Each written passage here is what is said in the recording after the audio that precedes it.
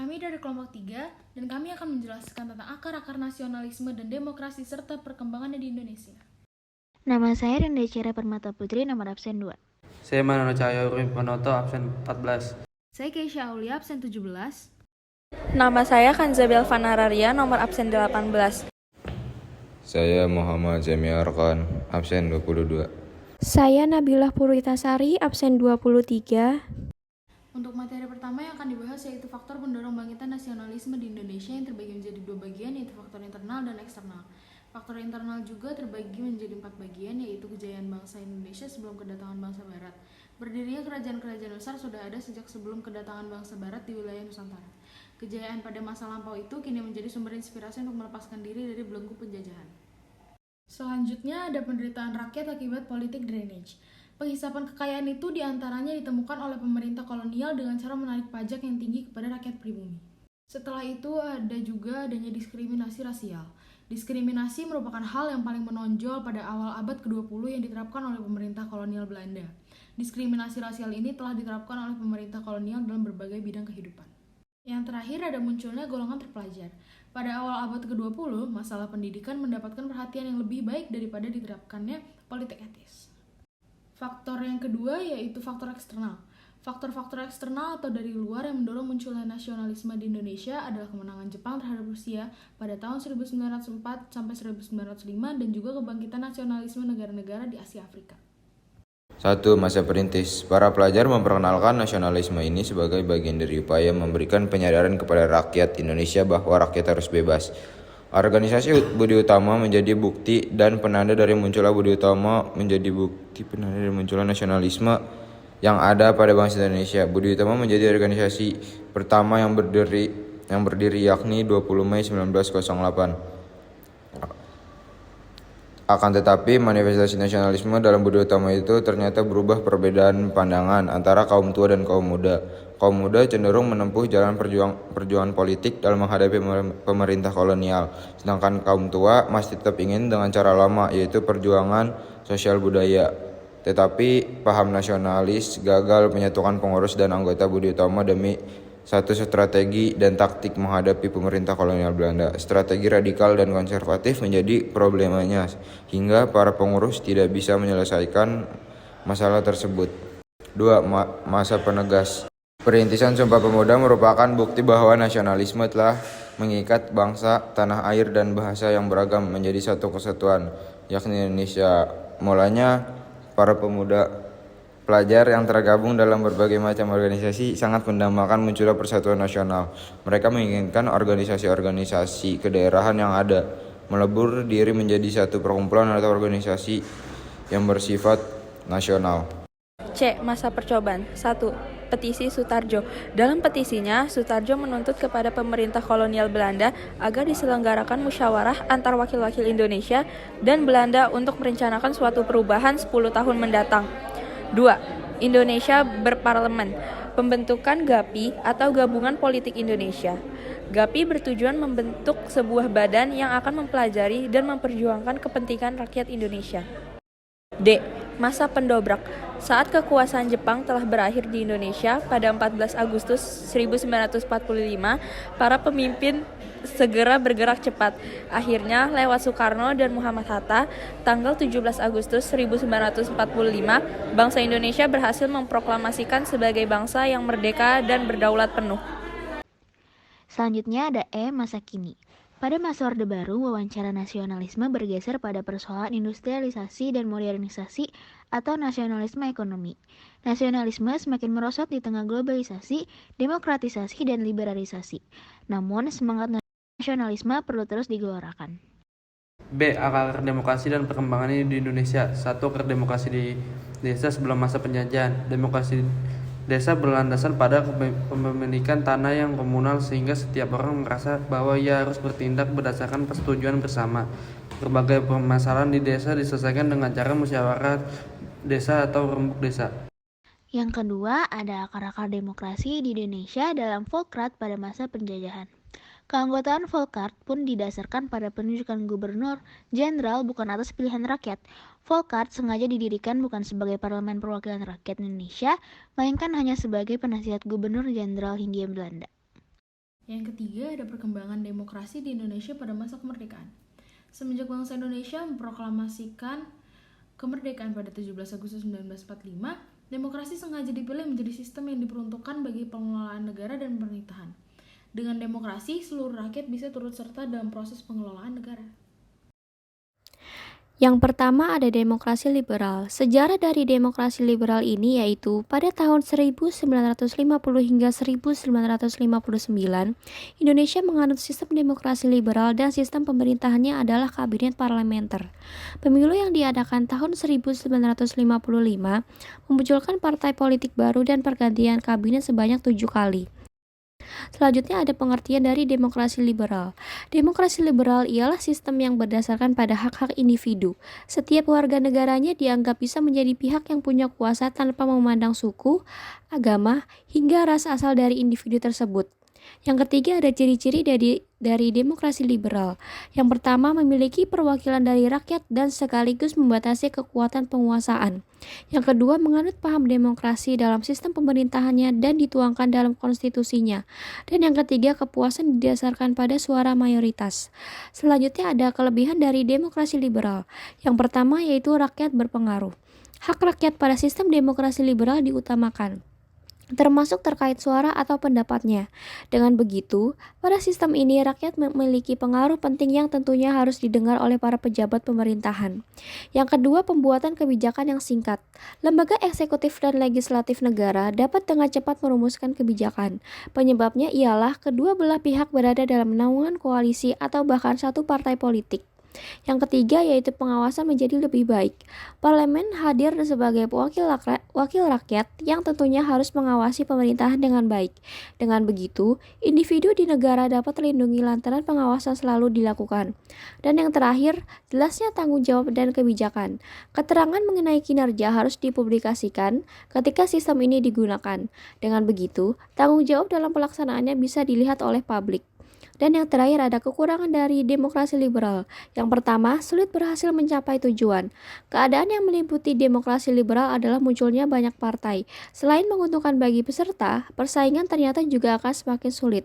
Bahkan bisa saja terjadi senggolan politik. Yang kedua, kabinet menjadi mudah bubar. Peristiwa ini dilihat dari silih bergantinya kabinet mulai dari tahun 1950 hingga tahun 1959. Penyebabnya adalah rakyat yang bisa bebas bersuara, termasuk terkait opininya mengenai ketidakpercayaan terhadap kabinet. Dan yang terakhir yaitu parlemen menjadi disalahgunakan. Demokrasi liberal memiliki kekurangan lain ketika parlemen digunakan sebagai ajang kaderisasi. Riwayat mereka yang pernah menjabat di sini nantinya disalahgunakan untuk melamar di jabatan eksekutif lain, misalnya menjadi menteri. Yang kedua ada demokrasi terpimpin. Sejarah dari demokrasi terpimpin yaitu era demokrasi terpimpin ini yang digagas oleh Presiden Soekarno diawali dengan usulannya bahwa hukum yang digunakan untuk menggantikan Undang-Undang Dasar tahun 1950 adalah Undang-Undang Dasar tahun 1945-nya. Namun, usulan itu menimbulkan kontroversi di kalangan anggota konstituen. Selanjutnya ada pengertian dari demokrasi terpimpin. Demokrasi terpimpin adalah suatu sistem pemerintahan yang keputusan dan kebijakannya dijalankan dengan berpusat pada kekuasaan yang berada di tangan satu orang, yakni pemimpin negara. Yang ketiga ada ciri-ciri dari demokrasi terpimpin. Yang pertama yaitu ada anti kebebasan pers. Pers menjadi wadah informasi antara pemerintah dan rakyatnya. Ketika masa demokrasi terpimpin, kebebasan pers sangat dibatasi. Yang kedua, terjadi sentralisasi kekuasaan. Sentralisasi kekuasaan terjadi dalam hubungan antara pemerintah pusat dan pemerintah daerah. Pemerintah daerah memiliki otonomi yang terbatas. Hal tersebut membuat pemerintahan sulit untuk melakukan kegiatannya sendiri. Yang ketiga, terbentuknya DPR-GR. Terbentuknya Dewan Perwakilan Rakyat Gotong Royong atau DPR-GR ini, peranan lembaga legislatif menjadi lemah. DPR-GR ini merupakan instrumen politik lembaga kepresidenan dan proses perekrutan politik lembaga yang ditentukan oleh presiden. Yang keempat, militer semakin berkuasa. Pada masa demokrasi terpimpin, kekuatan militer sangat kuat dan berkuasa. Bahkan beberapa anggota militer yang aktif masuk menjadi anggota wakil rakyat. Padahal, anggota militer aktif tidak bisa terlibat dalam politik negara. Yang kelima, pudarnya sistem partai. Partai-partai demokrasi dibentuk untuk mengisi jabatan dalam pemerintahan. Namun, pada masa demokrasi terpimpin, partai politik digunakan untuk menjadi elemen penopang lembaga kepresidenan. Yang keenam, melemahnya hak asasi manusia. Pada demokrasi terpimpin, siapa saja yang menentang kebijakan pemerintah dapat disingkirkan. Bahkan, presiden pun dapat menyingkirkan lawan partai politik yang berani melawannya. Hal ini yang membuat partai politik dan rakyat tidak bisa memiliki kebebasan untuk berpendapat. Selanjutnya ada kelebihan dari demokrasi terpimpin. Yang pertama adanya kabinet kerja. Kabinet kerja dibentuk pada tanggal 10 Juli tahun 1955 dan terdiri dari Soekarno sebagai Perdana Menteri, sedangkan Juanda bertindak sebagai menteri pertama dengan dua wakilnya yaitu Leimena dan Subandrio.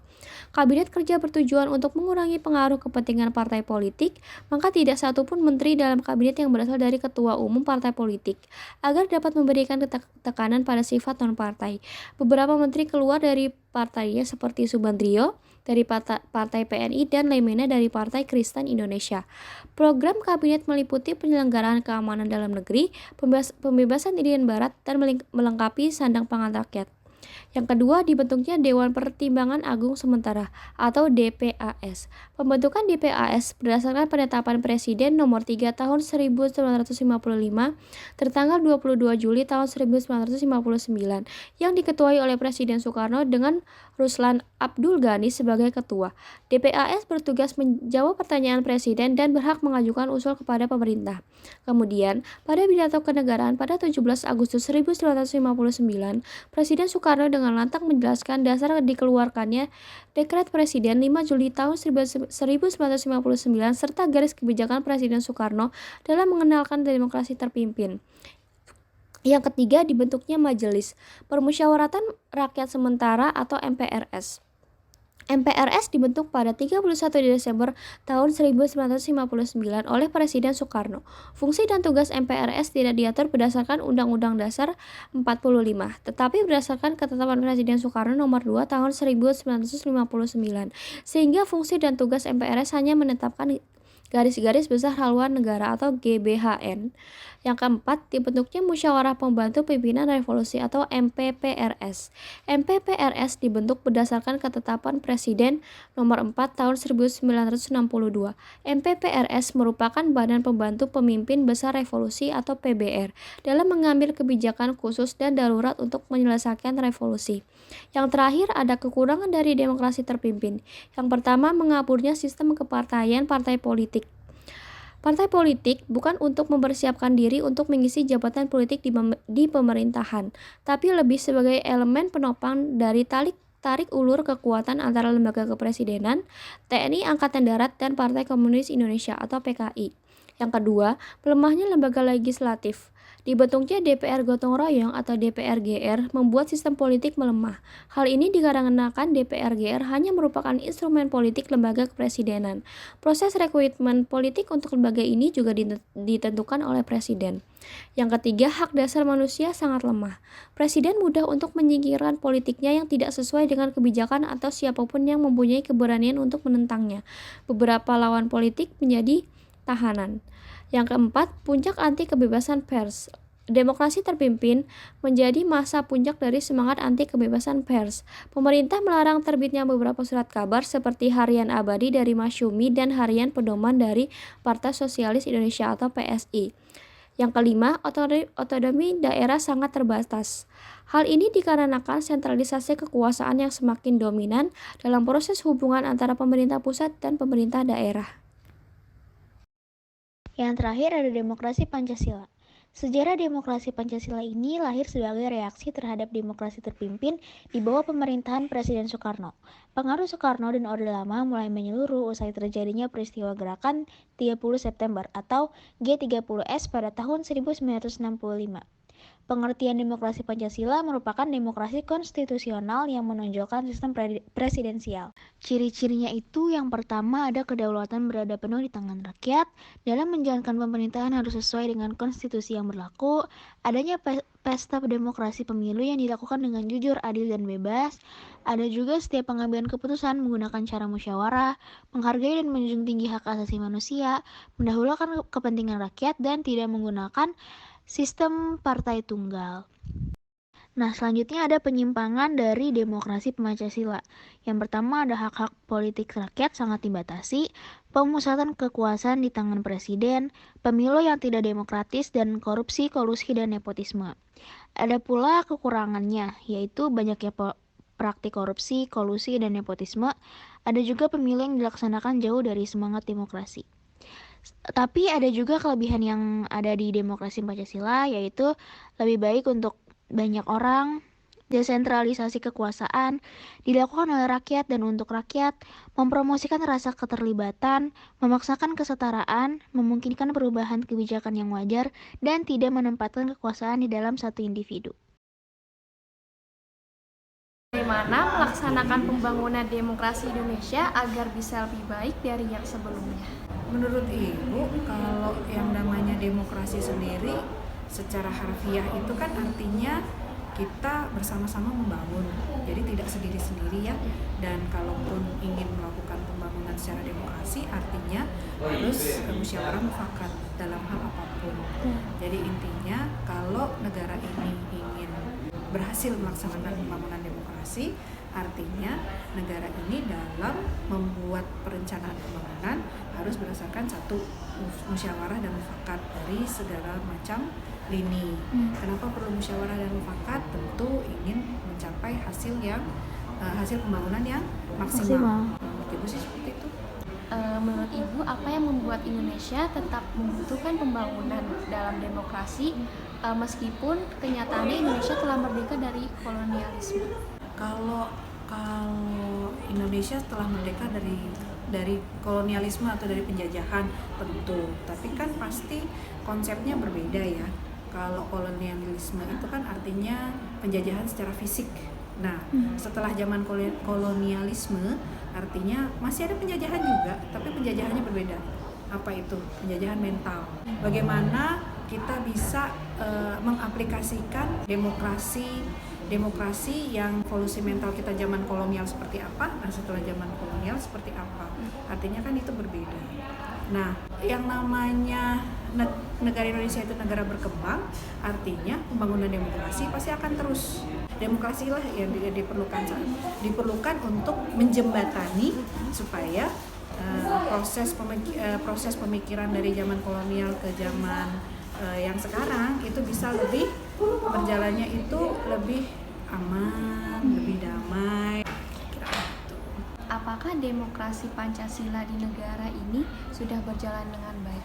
Menurut pendapat Ibu pribadi sih sudah berjalan dengan baik gitu loh. Artinya demokrasi di negara kita hidupnya tuh berarti apa?